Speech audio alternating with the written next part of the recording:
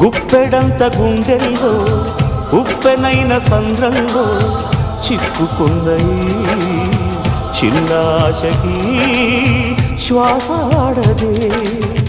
దిక్కులన్నీ చూస్తున్నా నింగిని నిలదీస్తున్నా దిక్కులేని దిగులు ప్రశ్నకి బదులు దొరకదే.